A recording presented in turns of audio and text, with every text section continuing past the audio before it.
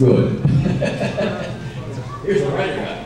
You know I wrote it, right? Yeah. I just want to thank you both for coming to TFCon, thank you for coming to Canada, coming to the convention, and now that's all the way. In the original 1986 movie, this question is particularly for you, Wally. You mean Transformers, the movie? The movie, yeah. The movie. Yeah.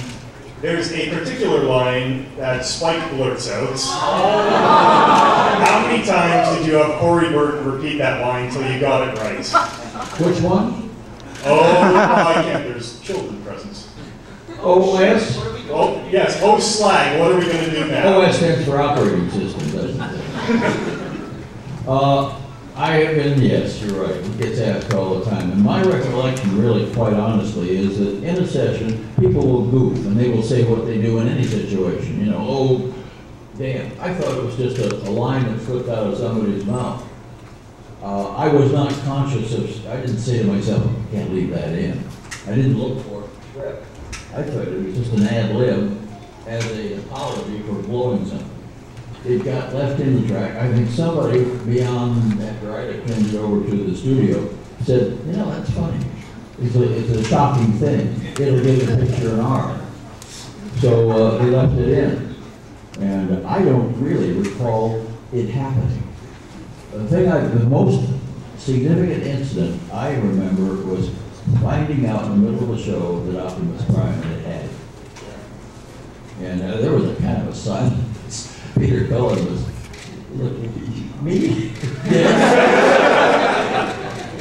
And he tells a funny story. Tell him about the Lionel Stander. Oh, yeah. I don't know if you remember. He was Cup. Yeah. Well, probably old actor. Everybody know who Lionel Stander was. Kind of like just a wonderful character actor who went, I think, as far back as the 30s. Yeah. Got blacklisted in the 50s, had to go to Europe. We played the chauffeur for... Yeah, Heart to Heart. Wagner and Stephanie Howard. The show Heart to Heart, he was the butler. And that's going back a ways, but that was just about the last high profile thing. I'll get the cab for you, Mr. H. That kind of thing. So he'd never done animation before, and we're lined up, 1, 2, 3, 4 actors talking in a microphone.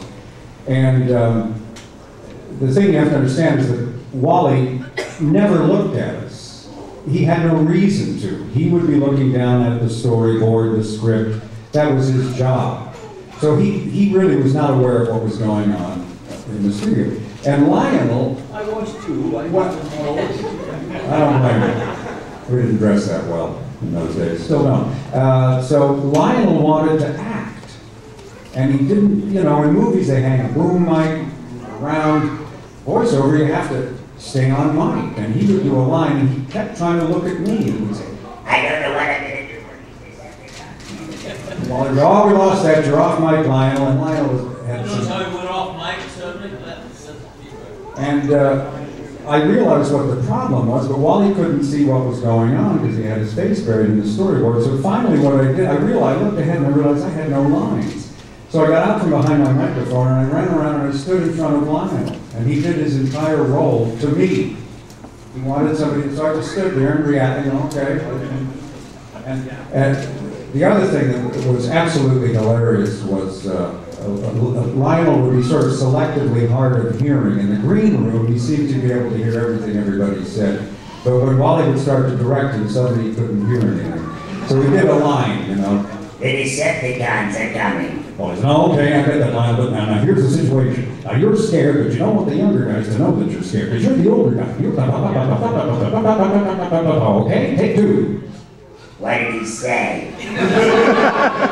He said, do it again. Louder. The Decepticons are coming. Perfect. Moving on.